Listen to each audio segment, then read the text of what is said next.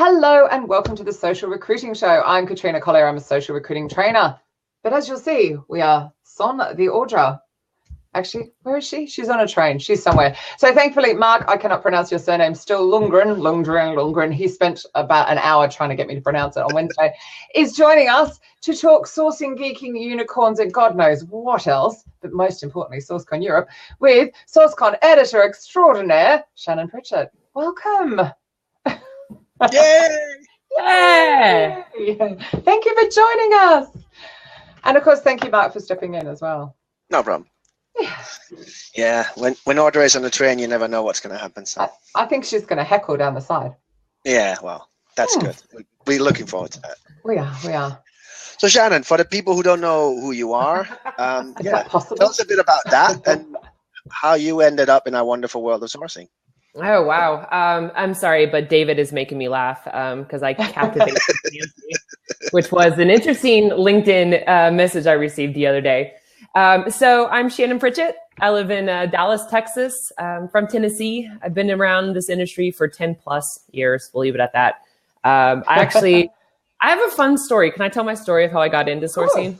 Okay. Cool. So I started as a swim coach for Vanderbilt University. I have a swimming background, swimming, because we're on air. So I was coaching for Vanderbilt University, and I absolutely wasn't a fan of coaching people my age because I was like 22 at the time. A lot of the swimmers were like 21, 22. But I really enjoyed the recruiting of the athletes. And when I decided I was going to give up coaching, actually I still coach in the evenings, just the little kiddies. I put my resume on Monster, we'll say, and I got contacted by a recruiting firm that recruits recruiters for a recruiting firm. And I was so confused. And I was like, well, I like recruiting. So I went to the interview and turns out it was an agency. And I've been in this world ever since. So when did you get out of the agency world? Like 9 months, maybe, after I started. It was one of those boiler room recruiting companies. I will say that, but it was a lot of hours, a lot of hard work, but I learned probably all the mistakes I need to make. I got it out with that company and I really learned a lot. So although it was a brutal environment, I actually thank that company a lot for establishing kind of the foundation of not to screw up again. So I went from there to T-Mobile. I was a call center recruiter for them. I still think it's a good thing to have done the agency side because you have that drive to find people and like pull them in, as opposed to if you come up often, I'm generalizing, there are exceptions, but often when you come up the HR administrative route, they don't have the drive. Yeah. Fear of the phone, which I find quite fascinating. No, it's very true. And I think the best sourcers do have the agency background, even if it was for 9 months. I went back to the agency world a couple years later. And of course, my last role was with an RPO. But it's just a different environment and it's very competitive. And I think that's what really builds a lot of great skills amongst sourcers. I know a lot of great sourcers that have never worked for an agency, but the best ones that I know certainly have. Yeah. Well, that's true. What about you, Mark? You did, didn't you? Before I did, yeah. Well, I started in sales and then went to agency. Yeah, it's slightly different. But I think I did 9 months of high street as well. So before they sent me on site. Sales. I could never do that one. Well, sales and traveling, but it was sales for a recruitment company. But it's the whole thing is, I can sell it and it's hourly, but you can't find the people to fill it. And, there's the likes of construction and meat workers and things like that. So you're like, all right, let's go on the other side. Wow. So glamorous. Okay, so I want to get to the hot topic of the moment. No, it's not the state of sourcing or unicorns or anything like that. Can we talk SourceCon Europe? Yay! Budapest, baby. Yes, thank you for picking Budapest, one of my favorite cities in the world. I appreciate that profusely.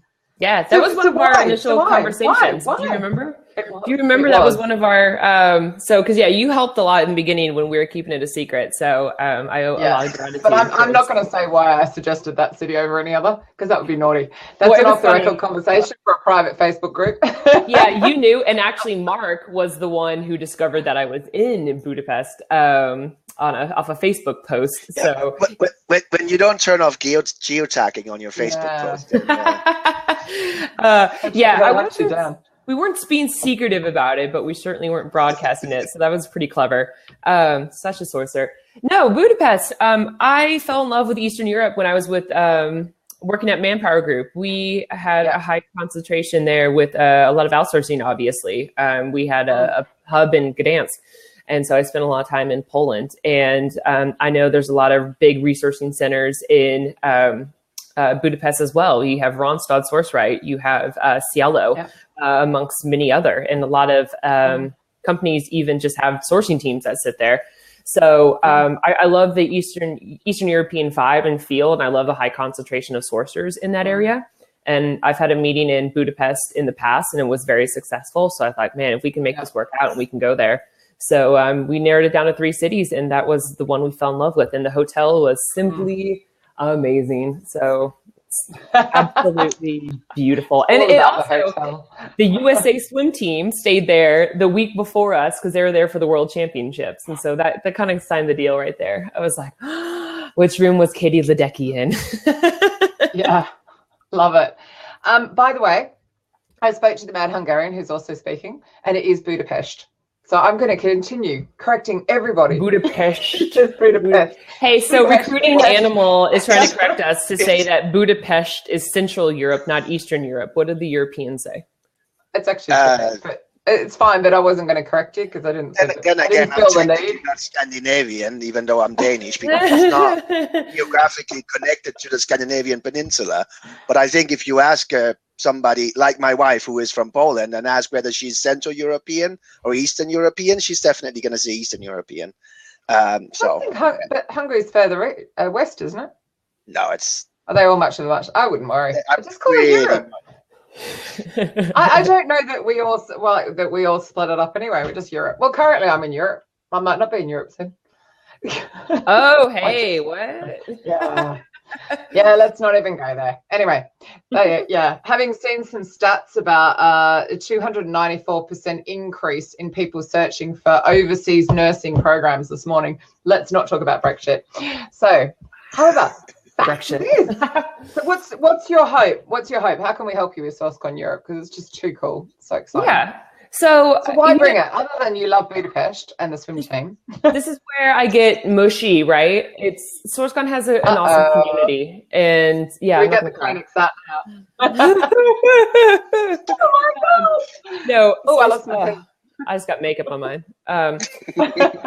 SourceCon is by far the greatest community in this industry. And of course, I will say that representing today, as always. But, it's meant a lot to me over the years. And we've done a pretty good job of establishing one in the US. And it means a lot when you start seeing people like yourself and Mark and hundreds of others who have traveled to the US for our events.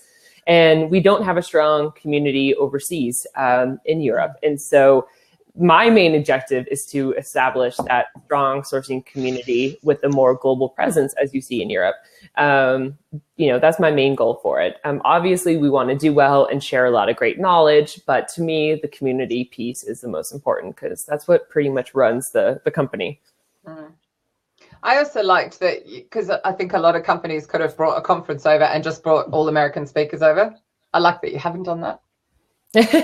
we not because you limited it to 2. I don't mean it like that. I literally meant I think that's good. Well, you're not exporting SourceCon US. Just we outsource SourceCon. So no, my original goal was to have one speaker from every country. We were not able. We have some 2 to 3, 4 actually, if you count the latest editions we're adding. And so that's still a goal for a future SourceCon is to have a truly global SourceCon where you can have representatives from just if we have 40 speakers in the US, can you imagine a conference with 40 speakers from 40 different countries? That would be awesome. So, it's a tough job, and it really had to turn my sourcing hat back on, and I got a lot of great people, and I got to know a lot of even better, and so I'm just really excited to get there and meet a lot more, fascinating people. No, it's a really good lineup. I keep reading it. Sorry, I'm being rude. That's why I keep disappearing too. When I'm not coughing. Are you just refreshing your picture? What? I do keep covering my thing though, because I keep that. coughing. I'm coughing, sorry. I'm having tea, because isn't it like British tea time? Not yet. No. I can't even. It's about 4. I'm so sorry. I can't even find the thing to mute so I can cough quietly. That's so annoying. Well, Shannon, so for people who've been to conferences before in Europe, and maybe think they know what it is, what can they kind of expect from SourceCon? What would you think is going to be different? You know, I know there's been sourcing conferences already in Europe, and I think that's great. You know, I would hate to see a world where there's just only one conference available for us. That would be awful.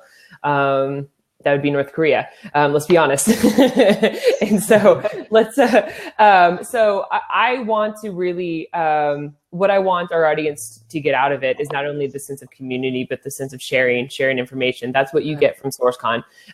It's not so much, you know, like Katrina said, obviously, I think it's the greatest speaker lineup of all time. I'm always going to say that. But also it's what you get off the stage. And we really do a good job of facilitating a lot of conversations, a lot of sharing, and a lot of idea generation so that people can actually leave with practical tips where they can take it back to their office and implement immediately. You know, that's the beauty about sourcing, right? It's we can learn something during a quick webinar that completely changes how we find candidates. You can't say the same really with recruiting.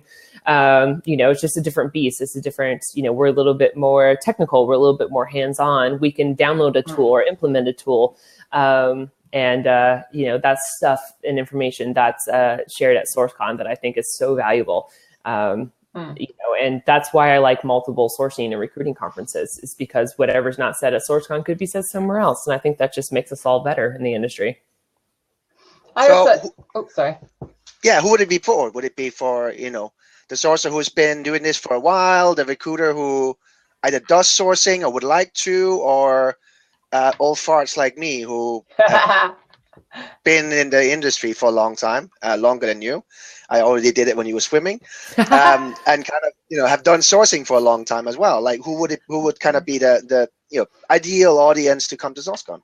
Yeah, that's a good point. And so it's really a blend of anyone who touches sourcing. So from the practitioner who's brand new, to a recruiter who might dabble in sourcing, to even leadership. We'll have 3 tracks at SourceCon. I know we have 6 in the US, but we'll have 3 tracks. We'll have a George Bull track, which is just for mid to junior level sourcers. We have our anonymous track, which is for the very advanced sourcers of the world. And Mark, you're speaking at that. And then we have a leadership track, our Sheryl Sandberg track. And so that is for sourcing managers and leaders. And it could even be recruitment. That's, I think, been the most interesting thing I've seen about SourceCon, is we've really kind of dabbled into recruiting over the past few years. And so it's not just a conference only for sourcers. It's definitely the focus, but I think more recruiters now attend SourceCon than actual sourcers. And with our numbers getting up to 800 people at our events, it's bound to happen at some point. It's because the world of sourcing's changed, hasn't it? Yes, if it was just about, you know, using a tool, or dare I say it, a chatbot to find somebody, you know, then it would actually work. But it just doesn't, because it's become more than just the finding. Whereas initially that's what it was. Yeah. Even if it was the finding and making content. It's like you find the candidate, the name of it, and hand it over to a recruiter to do the real work. Where now it's, you know, I'm working with companies where they're like, all recruiters should do sourcing, and sourcers should, you know, where does it stop? How much, you know, how far down the process does the sourcer go, or how little, how much work do they do? So you're gonna have more and more of hybrid roles and getting specialists, but specializing in different aspects of the process. Well, as you know, I told you I walked away from a piece of work because they only wanted me to teach the sourcing bit, and I'm going, but what's the point of doing that if no one's going to respond to any messages? Like, aren't I just wasting your money? So it's like, can I tell you how to get them on the hook as well? Not just, because I just think it has become more than just contact. Yeah, I think what especially we saw at ERE, to be honest, and we started talking about this at SourceCon in 2015 in Dallas. Mark, were you at that one? No, I did Anaheim and Austin. Anaheim. Okay, yeah, Katrina was. That was the second time I met you. we normally go. I try not to go to the US when Katrina is there. Just we have noticed this. Saw places. No, but what I think the new trend is happening is that you're going to start to see more sourcers actually combine marketing skills and marketing intelligence into sourcing. We've talked about this a lot in the SourceCon Facebook group, but I think long gone are the days of simply just list building and then, reaching out to mass emailing. I think you have to put a little bit of research behind it. And it's for myself as well. Like that's what I've seen. It's like, okay, I can either hand it over to a recruiter and forget all about them, but then what? Like I still have that. Well, it took a lot of work, so why we and if that person doesn't get the job, it's just wasted work. So getting a lot of more of that. Bringing recruitment marketing into it, but also using those tools and those processes to nurture those people. Because we all know we end up as sourcers working on, for most companies, there's 5 roles we work on. They're on different levels and we call it different things, but it always ends up being the same people. So you keep reusing your work. So instead of keeping people warm, you keep doing the same work again and again. So I'm the same. I'm doing more and more recruitment marketing tools in what I do. Yeah. Actually, I showed Mark his love of using, is it Boom Boom Boom Bomb, the video, like the email video tool. Yes. And it was really funny. As I said, well, why don't you try this? Watching the faces of people react in the audience was hilarious. It's just like, no, I couldn't possibly do that. Wait, tell me more about that. I'm not familiar with it. So it's a 12-second video, isn't it? That you send via email. Yeah. I mean, when they click it opens up a window, but they see a freeze frame of a video. So they think, I'll click that rather than read an email. I like it. They get tone of voice, right? You can show so much passion in your tone of voice when you're talking about your company or their background and why you want to talk to them. So again, it speeds up things. Like we all read in different ways, and there's so much misunderstanding, and it just gets repetitive of reading the same kind of things in emails. But having somebody in front of you and saying, okay, that's this is who is trying to contact me. They know who I am if they want to actually get on a call with me. Yeah, I agree. Okay, so Ronnie Bratcher, I hope I said that correctly. I'm sorry, but to be fair, I sound awful anyway. I disagree. I just implemented a central sourcing pod for a major US org, and they source only, and the recruiters do outreach, and it works. And I'm getting ready to do this with another. Okay, where is the central sourcing pod? Ronnie, I agree with what you're saying, but I think what we were saying was you're going to see that format start to, or we've seen that format start to go away. It's reduced. Cost. It comes down to cost. Not only cost is, I can't count how many sourcing leaders or recruiting leaders, I will say, I talk to that I'm like, okay, well, tell me a little bit about your team. They're like, well, I manage a team of sourcers, and they handle like finding the candidates, phone screening, interviewing. I'm like, sounds like a recruiter. Inbound, posting. Yeah. And of course they're like confused on how to measure that. And I'm like, I was like, well, they sound like a recruiter to me. But yeah, no, I think, I hope that format never dies, as Ronnie's saying, because it does work. But I think we've seen it start to blend like a hybrid between the roles. And it will be interesting. And I know there's a lot of talk about AI and blah, blah, blah, that kind of stuff. But I do kind of think this is for a recruiter to, of course, diversify their skill set is only going to make them a better target in the long run. And so, that's interviewing and stuff. It's funny, when I was a sourcer, candidate experience was my favorite part. And, it's like, how do you do that when you only have maybe 15 minutes with a candidate and one email? And so it's, I kind of like to see where we're going. Actually, I should clarify. So Ronnie, when I said I walked away from that piece of work, it was the sources made contact. It wasn't a sourcing team that just did research. So they weren't researchers. They were actual. I make contact. Yeah, and Ronnie's saying the sourcers are building the list, and then the recruiters are working off of that, which is that makes sense. How it was when I started. Out on that way though. But I wonder who they miss out on by not making contact and chit chatting. Like who's Shannon sitting next to, who perhaps has no social media footprint or no internet footprint. I agree. Oh, I agree. And that's, let's sing Maureen's praises here. That's why phone sourcing is so important. You can still get a lot of information from phone sourcing. I mean, if we live in a world where we think everyone's on LinkedIn at this point, you're not going to survive the AI apocalypse.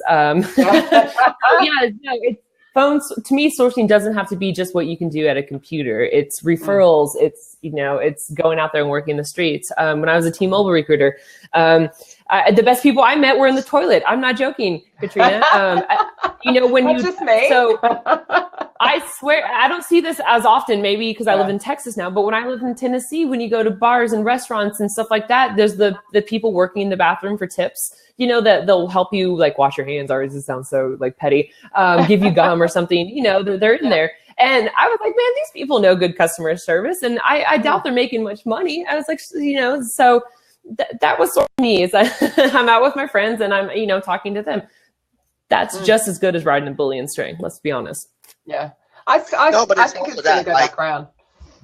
Even if you don't go, full phone sourcing and doing that for your main kind of way of gathering, having the conversation with those candidates. My question isn't like, do you want this job? It's like, tell me about what you do. What does your team look like? So whether I get actual names or just get a feel for, I'm a sales manager, my team is 5 people.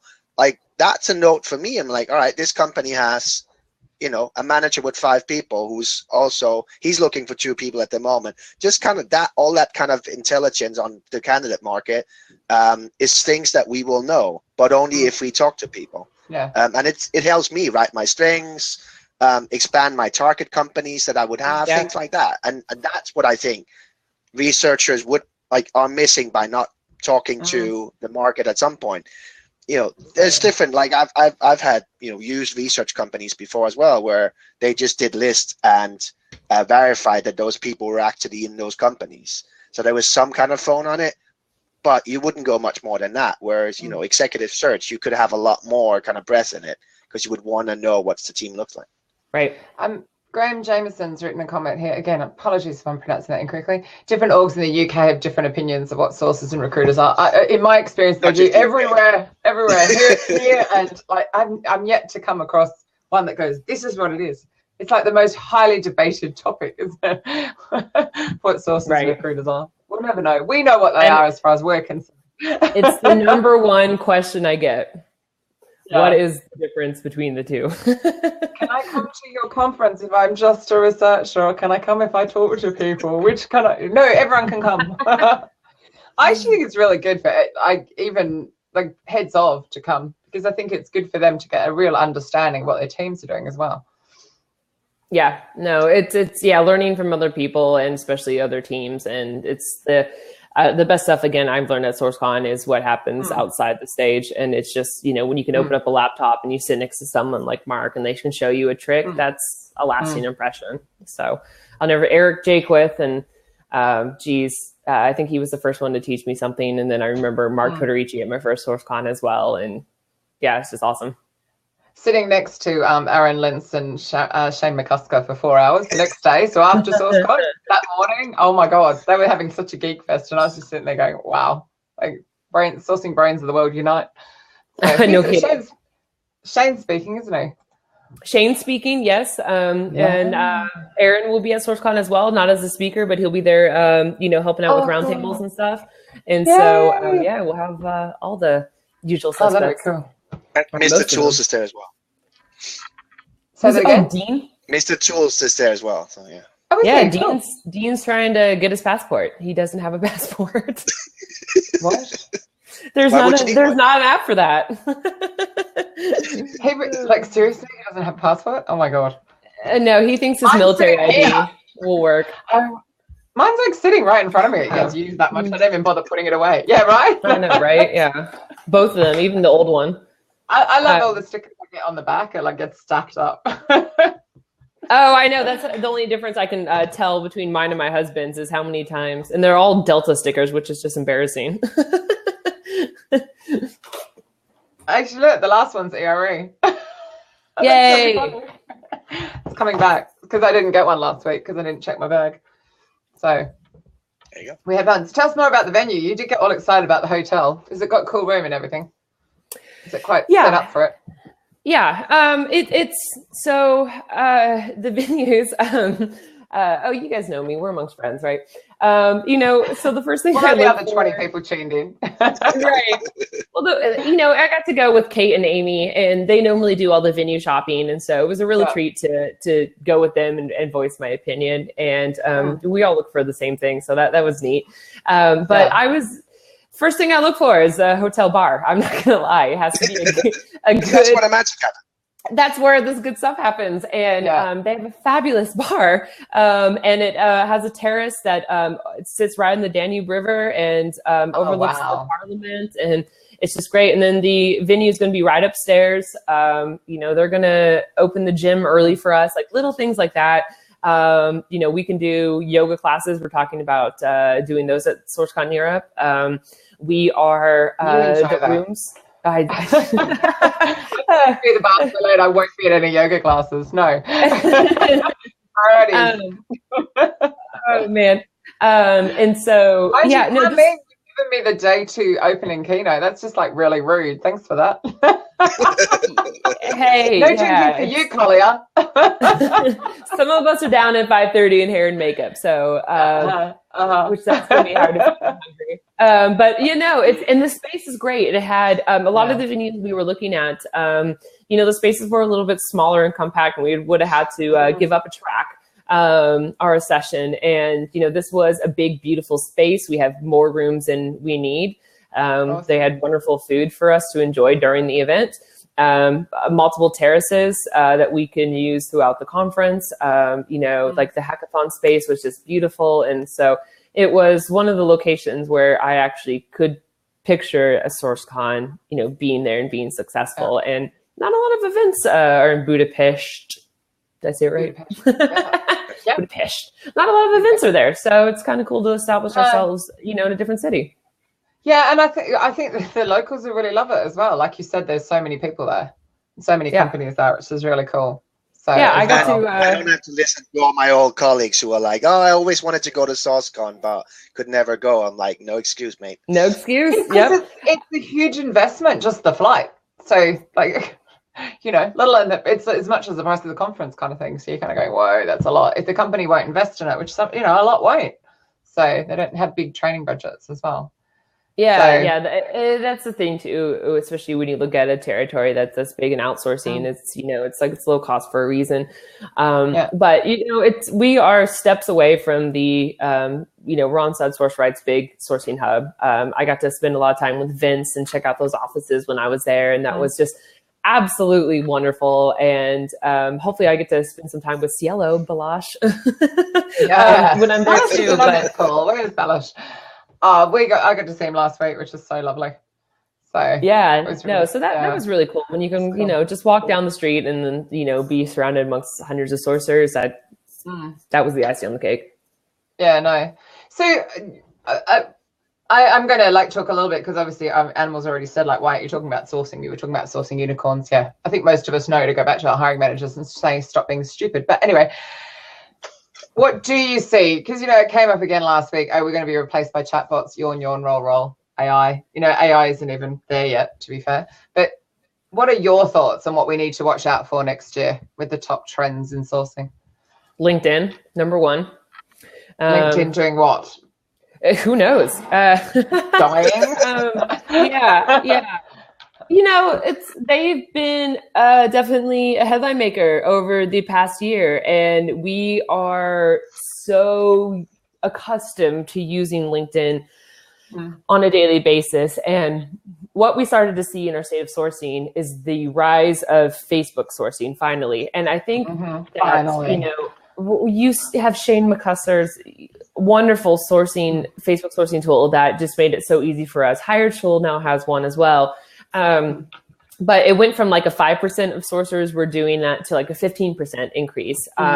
Still, of course, the majority of sourcers are using LinkedIn, but I think LinkedIn is making, so many changes, and I think LinkedIn's concentration is the higher level audience. So for example, maybe not the actual users, but the executives within organizations, which, from a financial standpoint makes complete sense. You can't blame them from going straight to the top, but that's going to really change how we, use the product throughout, a daily basis. I mean, we've seen so many changes this year with the, the weird premium accounts.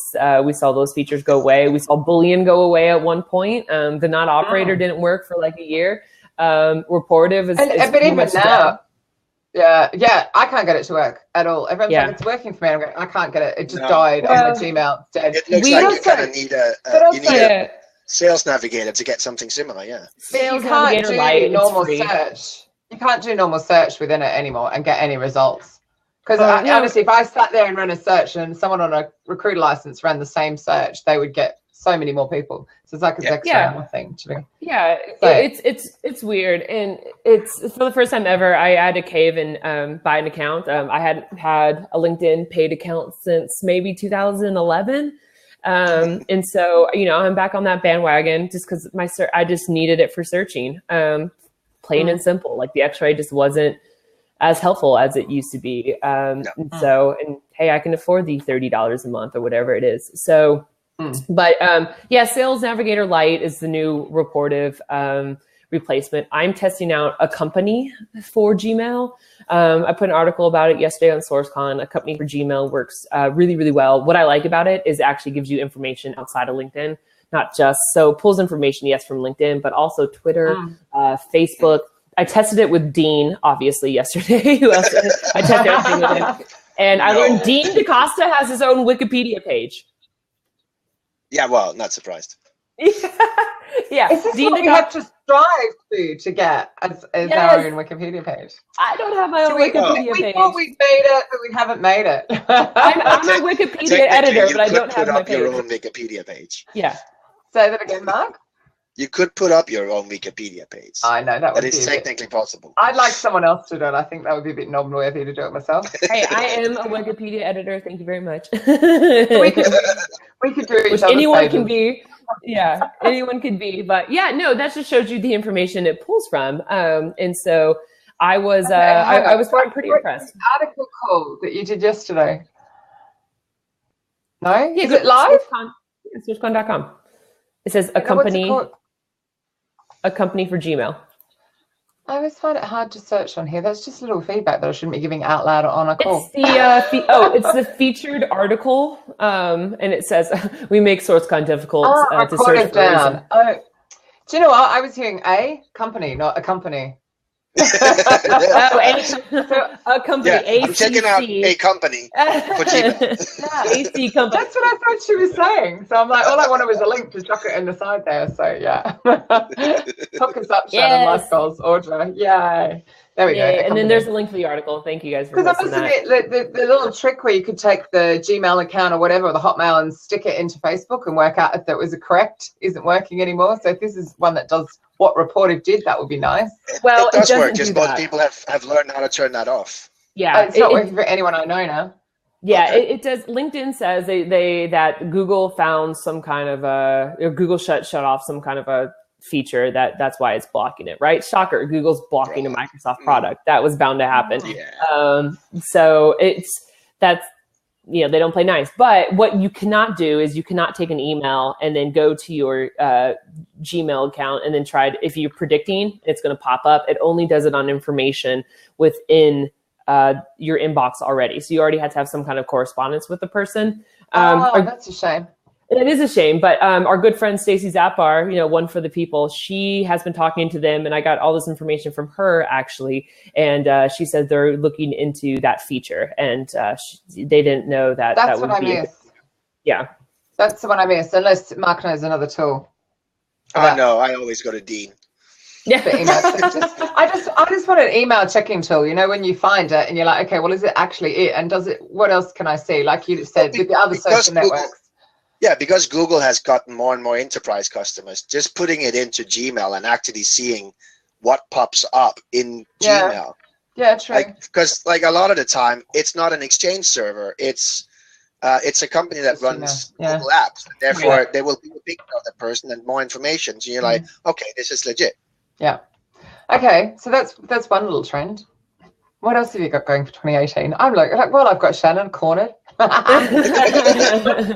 on, guys, ask some questions. You can corner her too. There are, you're going to start seeing a lot more AI companies start to come out. This is a cool time because this is when, we're about to start signing up sponsors for SourceCon, and we sold out in some packages last year, and so we're expecting to do that again.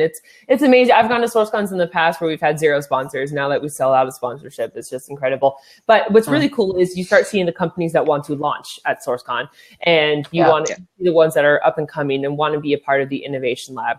I want to talk about our innovation lab in a second. So but a lot of the companies that are want to make a strong name for themselves to have the chatbot and the AI type searching technology. And I think in 2018, we're going to start seeing actual results from the companies who have started to implement it yet. Because right now it's still one of those things that we talk about and let's see it. Okay, great. You did one case study with one position and you're going to speak at 45 conferences about that. But let's actually see the results. And so I think you'll start seeing some purchases, and I think you'll start seeing some companies that can finally speak on it. But also, as that people don't share everything. So how you? I don't know. I just don't trust them to find, because they're not going to ask the right questions or be able to find stuff that's not there. I think with AI, have a conversation with people. Yeah, I think with AI, people will, because a lot of the people who are adopting the technology are the people who, are the early adapters and the people who want to, have that stake to say, hey, I did it first and this is the results and we are innovative, we are doing this. And so I think I meant if it goes search is what I mean. How's it going to know? Well, like my whole SourceCon presentation where it was, there's a whole load of crap I don't share and I'm an open book on social media. So how can we possibly use it to search? I get using them to keep people on a website, like Zalando keeps people on its website with its chatbot. That's awesome, but people have arrived there. I just don't see it going the other way where they're going to actually replace sources. Well, it's a lot of for me as well, a lot of what kind of Glenn Cassie's been talking about for 10 years. Empathy. It's a lot of those things that we learn, and knowing that I'm not going to find these keywords on the profiles that I'm looking for.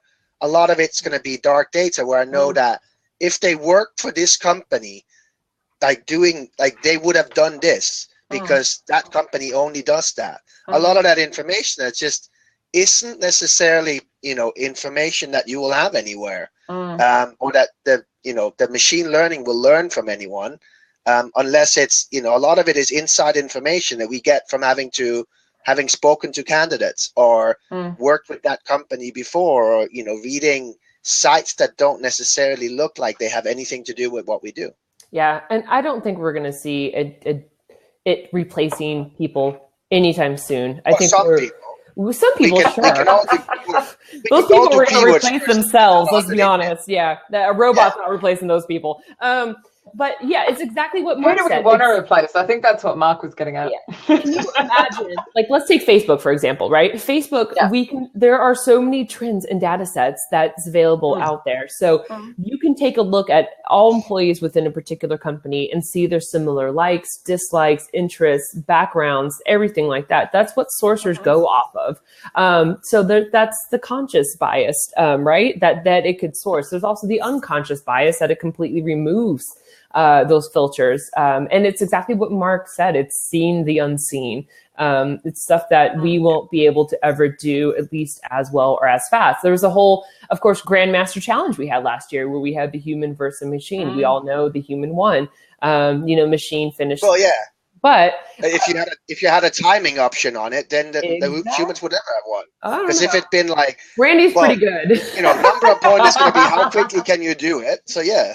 Yeah, but Randy is the real argument is on all social media. Yeah, and here's the argument. No, because I had this discussion with Randy as well. He's like, that took a lot of, and that's the way that Randy works, and it's the way that I would ideally work as well. Because if you have the time, you will. Right, and absolutely, and that's how upper level management, unfortunately, is going to look at it. It's who really won. Randy, who did a fabulous job but took him 25 hours, or the machine that took 3 seconds. So, interesting question. I agree. The man. Comments. The man. And so I should have done lots of A's with an N. Yeah. I'll take 25 Randys over a machine any day. And Randy is one of those recruiters that I know as well, who's moved more and more into that kind of intelligence role. Yep. Where it's because sourcing has been a lot of that kind of moving more and more up the funnel, and like you're doing more and more recruiter work, well, quote unquote recruiter work.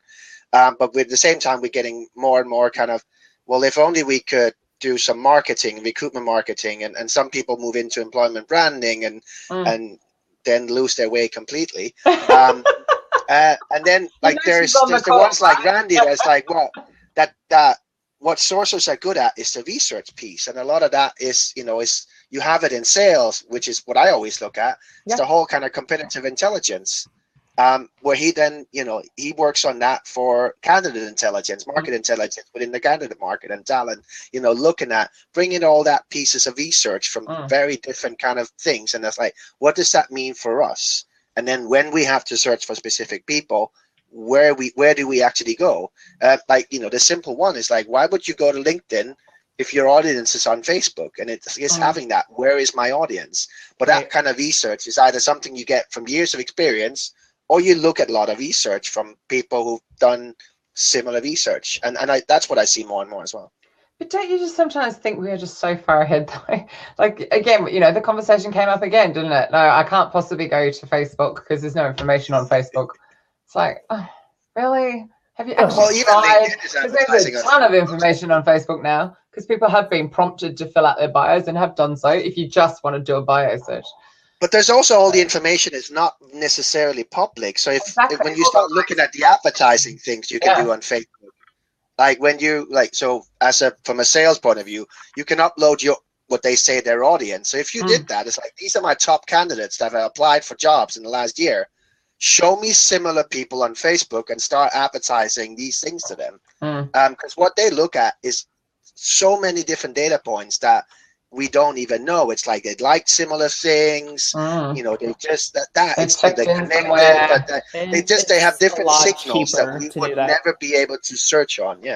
It's a lot cheaper to do those campaigns on Facebook than it is LinkedIn. Like, I don't know if you guys saw this post in SourceCon, but Galash was talking about just recruitment marketing budgets, and he was saying that like one of his clients spends $500 US per position or per like hire or something like that which I thought that number was like insanely high. I would love $500 per open position to do some kind of marketing. I know what our cost per hire is in enterprise. No, just marketing. That's just marketing dollars. That's not. That's not ATS. A job post is probably considered marketing. Yeah, job post is probably not far off. Even with a job post, I think if you look at like, for example, in Germany, a job post is easily €700. Yeah, it's a lot more. So I was just thinking, a job post is £300 and £400, which is near enough. It depends, obviously, if you've negotiated a big deal. But I guess the thing is, I know Audra seems to have lost reception, maybe, unless she's still there. But she was showing me some of the stats she did for her pay-per-click videos and stuff, and the number of applications they got off actually what would have probably been around $1,000 was quite extraordinary. They got something like 18 apps. And that's what I think people should track is views and is around $1. It's around $1. Okay.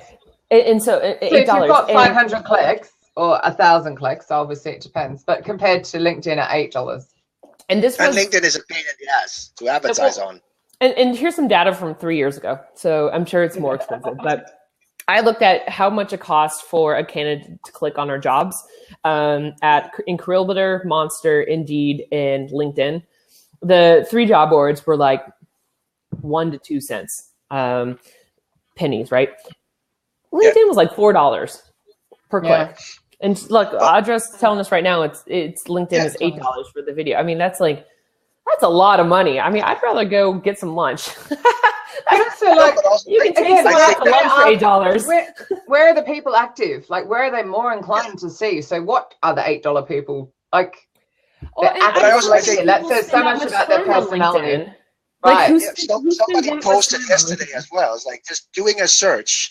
And what he did was went to the job parts of LinkedIn, did a search for US, and then clicked the filter of less than 10 applications.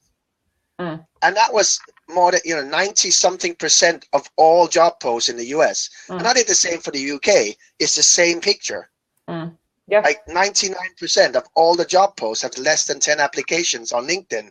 And you know they track everything over there, like on that. So it's like you spend, like for most of them, it's part of their LinkedIn recruiter licenses, but still like, I think if you have to buy LinkedIn job posts, it's still very expensive. Right. And then if you only get 10 or less than 10 applications, that's not worth it. Then I'd rather spend, $10 a day to boost a post on Facebook to specific people. Well, you also have to think too, a lot of people making these decisions to like do those campaigns specifically on LinkedIn are the ones who are going to LinkedIn's events all around the world, and they're being wined and dined. Does Facebook have a recruiting event? No. Yeah, no, they don't. And so, I mean, if you're an HR leader, and you're not going to know that stuff. And unfortunately, that's a problem of a company not investing in their people. Yeah. But just like no-brainer shit. Sit back and think how a job seeker would think. They're not going to go to LinkedIn and look in the job thing. Half of them don't even know it's there. They're going to Google. Yes. HR, manager jobs, London, enter, boom. There's a whole list of people. Yeah, that's going to be interesting too for 2018 is Google jobs. Yeah. Big disruption. That's going to hurt Indeed. Going to do with theirs. Oh, yes. I don't understand why Indeed didn't form a relationship with them. With who? I don't know why Indeed didn't form a relationship with Google. I think it's very audacious of it to think that people will just think to go to Indeed. I still think people would just go to Google or any other search engine to look for a job. It's just if you're actively looking. The thing with Facebook is obviously it's passive, but anyway. I agree absolutely. I can't count how many. You got to think outside of our bubble, right? First off, there's us. Then there's the rest of the sources recruiters. Then there's people. 99% other people. Yes. My normal people, as I call them, come to my house and they're like, "Don't you run a recruiting conference? Like what? Like we're looking for a job. What do we do?" They don't know what Career-Builder is. They don't know what Indeed is. They don't know what Monster is. And it's like, it's Indeed's headquarters in Texas. Yeah, I mean, and just. No one watches commercials anymore, so we skip through that stuff on TV. Indeed advertises a lot in the United States on very expensive advertisements. Their ads are great.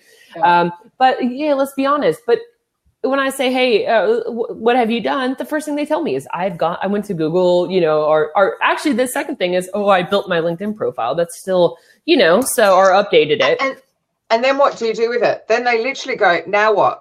They don't even know how to network. They don't even know how to go, let's look for recruiters at companies and approach them directly. I can't do that. Sure you can. Let me show you. Well, what I keep hearing. Regular people don't know. We are in a little bubble. Keep hearing as well. It's like, why do you have to send 200 applications to get a job? And I'm always like, why would you send 200 applications to get a job? It's like, if it doesn't work when you've done the first 50, why would you continue? That's when they need a little marketing help. Yeah. But it does show you though how amazing like the I'll call it recruiter brainwashing is. I mean, LinkedIn's marketing is so amazing that we do, obviously not us three, or anyone on the call for that matter, believe that it is the go-to place to job seekers, and it's not in the slightest. I agree. In LinkedIn's defense, though, there is a huge amount of people who are on there. It's like 70% of the U.S. labor market. I don't know international statistics very well. So, I mean, it does work for people. So I can see why it's. I would say brainwash is. I would say old habit. But what disheartening to me is, and if I was sourcing for a position right now, you better believe LinkedIn would be one of my top two places. But also I'd be looking at Facebook. I really would, and I know I've been preaching that for a while. On LinkedIn, right? You would find them on LinkedIn, and you would go elsewhere. You would absolutely. Go phone, email. I would email and do something creative. Look at Jim Strauss' You might even do presentation carrier from pigeon, but SourceCon. there's no way you do an email, right? No. There's so many cool things you can do in emails. You have companies like Clinch out there. You have Avature. You have large employee referral companies that you can build wonderful email campaigns nowadays that are just that work. Candidate ID working on exactly that. And I'm a recruiter who checks my LinkedIn messages maybe once a month, and I only get halfway through it. So the other ones keep getting pushed down. And but I check my email 24/7, 3 a.m. At the beginning of the year, I was doing developers, and I was they are on LinkedIn. So the only thing LinkedIn is saying is that they're there, which is true. The problem is the quality of their profile. And I know that they're on LinkedIn because I found them somewhere else and then found them on LinkedIn through the connections, Connectifier, social links, so I know what, and that's going to give me another point to actually get further. So they're all there, but the quality of the data they had on their profile or even figuring out what they did was very poor. It was only because I found them on a meetup group that I knew was specifically for those people. So that's the problem with LinkedIn. It's like their only metric is how many people are here and how big a part of the working population. And that's not I want to know how many of them are up to the 90th percentile of having filled out their profile. I don't mine apparently mine isn't full because I keep saying add education. I don't have any education to add. And why would I want to? I could add my school, which I left, I shit you not, 30 years ago next year. So why would I want to add that? I've got 30 years of history. As Stuart said, people really Mr. Ross. We have a non-recruiter on the call. I know. Well, he's right. People only really update it when they're looking for a job, which, recruiters are always attracted to the person who's not looking for the job. But speaking of email campaigns and emails and stuff like that, we track email response rate. LinkedIn Recruiter does that for us. I think the average is like 22% globally, which is crap. Yep. I remember back in the heydays when I was telling you about the first staffing firm I worked for, if I had anything lower than 50%, I would get canned. But what organizations are not doing, what individuals aren't doing, they're not tracking their own response rates. Yeah. And that is such a shame, in my opinion. You are doing it wrong. Plus, they don't have a functionality for following up. I don't respond to any emails the first time. Yeah, because play hard to get. I know I'm on a list of 200. So whether they personalized it or not, okay, this is purple squirrel mark. If they contact me a second time, I'm like, you want to talk to me, not just my profile. Yeah. Nobody does. There's been very few people that has, which is why I'm like, well, and then LinkedIn doesn't help that either. No. Because it means if they haven't responded the first time, it's going to cost you an email. And if you send a second email, that's going to cost you another email. Yeah. Which, if you have to pay for them individually, is $10 each. Yeah. Sorry, he just said he used an email. I'm unfriending him. John Rose, that's it. There's nothing wrong with an email, but I think what we're all saying is that you can do it through email first. Yeah, do it through email, run campaigns, track your response rate. You get the template. That's my problem. So I actually, the template that I show all the time, thanks to Mark, because he took a freeze frame of the video that LinkedIn teaches, I actually got this week. And she's like, works for an RPO. She's read my profile and she works in the Americas. And I'm like, well, what do you want? Like, I literally was like, why do you want to talk to me? It's all I. When I did finally read to paragraph 5, it turned out the role was work remotely. But it was like, I immediately thought, what are you wasting my time for? But like Mark, any LinkedIn Connect requests without an explanation on them, I just ignore them. And at some point, I will go through them in one go. I've got 100 and something sitting there at the moment. Because I don't need to connect with everybody. Gosh, Mike was asking if they send an email rather than an email, would I reply the first time? Yes, because they've actually made a difference. Like, they tried to find something. Like, it's not hard to find my email address. Like, I'm one of those. What's wrong with the phone? I got a phone call earlier and I chose to answer it, and I had a fantastic conversation with someone for 20 minutes. That was my choice. Like, why not phone? What is so wrong? People are like, oh no, don't do that. And I'm like, but people choose to answer it. So what's the problem? If they do, Right, like, if they answer, that's but you can leave a message again, your voice vibrancy. I don't answer the phone because, well, the people that would know my number, like, you can probably find my number, but I'm one of those. It's like, I want to know why you call me. If you text me, it would be better for me. But I can leave a voicemail. It doesn't. You can. I've got 2 I haven't heard. So I'm not sure I've got mine turned on. And like my wife, like, text me in Poland, they don't have voicemail because it's going to cost them money to call it. So she's used to that. But if you send me a Facebook Messenger text, or you send me a text, even if you have my mobile number, just kind of warned me. It's like, look, I know this is out of the blue. Sure, but if I give you a call at 4, this is what it's going to be about. Then I know what I'm choosing, and then I might actually pick up. Yeah. But most of the time, I'm like, my phone would be on silent because I'm busy doing something. That's what I'm saying. But you have that choice. Recruiters, for some reason, in general, grossly generalizing all of you, have decided that people will not answer the phone. No, some people will, and some people won't. And it's not that. It's the fact that they're lazy. It's the fact that they're lazy. Yeah. I used to have a call sheet with numbers. If anyone was alive 10 years ago, you had this too. I'd have 50 phone calls a day or 100. I think it was 100 to be honest. But I had to write their name, their phone number, and then my manager would go in there and look it up in this ATS we had called WebPass, which I think we invented.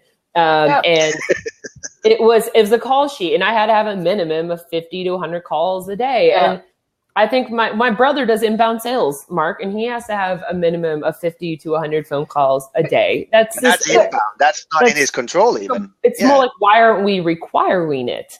Like, why? And that's what I'm saying. Is like a lot of what I'm doing now is like, you look at sales and it's gone a lot. Like, that, like I started out in sales and not like, I'm not as old as it make me sound, but we started, like I had a telemarketing job where you got the phone book and you started either from A or from C. Yeah. Because it was like, this is, and it's not, you would do the same thing today, especially with the kind of companies, but that's just what it was. But today it's kind of like you start with a LinkedIn and then either you have the money to pay for a LinkedIn recruiter account, or you get some of the things that we get on the SourceCon community as well, where now they're starting to realize they can't X-ray as easily into LinkedIn. So what do I do? But all they know is to use a few sites. Where it's like just getting out of there, but like it's like I like doing the phone. I just you get lazy if you don't have to. Can I just say though, the reason I'm sort of saying like try something different is so just because we've got a couple of seconds left. Wendy McDougall at Firefish, she actually showed me where this person is trying to get her attention, not for a job, has emailed her 8 times and keeps forwarding the previous email. 8 times. Wouldn't you go, maybe Wendy doesn't do email. Maybe I'll send her a carrier pigeon with a muffin. I get that from HR, PR companies. They're like, hi, Shannon. I know you're ignoring me, but last chance. Do you want to cover my seat? Oh, do you get the breakup email? Passive aggressive. Yes. Oh, yeah. It's all from HR tech companies. But I'm on the editorial side now, right? So But you get the breakup email. But so I get the breakup emails, but they're from PR agencies. So they're a little bit more creative. But they're just as bad. But like, why stay on the same thing? Why not get off, right? Because people are lazy. They pick this up on one of the sites, like on the recruiting channel, one of the sites that tells you how do you do email sales. Yeah. And it gives you that. You do this many sequence, and then you send the breakup email. And then there's a couple of people that's like, why would you send a breakup email unless you will never contact this person again? Yeah. And why would you not contact this person again if you want them as a customer? Yeah. And we should think the same way, which has been my biggest problem. It's like I've talked, a lot to Billy the last couple of days. By the way, we have 60 seconds. What do we do when we try to? Do you guys get the cyber coder emails over in the UK? No, not in the US. Not in the UK. Oh, you're missing out. We're going to have to take that offline or have you back again. Oh my God, you're sopping wet. Sorry, my dog has just appeared next to me and he's sopping wet. Yeah, it's just wrong. See, it's hiding with the screen. Oh, there's the nose. Right. Anyway, we've run out of time. I'm sorry. So at least we got to vaguely touch on what's happening. I'm very excited about SourceCon Europe. So thank you. Oh, look at that face. Mine's hiding, you see. I hide all my rubbish with my screen, you see. Right, on that note, in 2 weeks' time, because I can't do next week, I'm afraid, we have Jackie Clayton on. So we're going to talk that humans can take over humans and all that kind of stuff. So it should be interesting. I want to see the dogs. They're there. There's one. My other one's already inhaling his food. So anyway, Shannon, thank you so much. And Mark, thank you so much for filling in. Audra, we love you. Come back soon. And we will see you in a fortnight, same time. Yay. Bye, guys. Thank you. Bye, guys. Bye. Bye.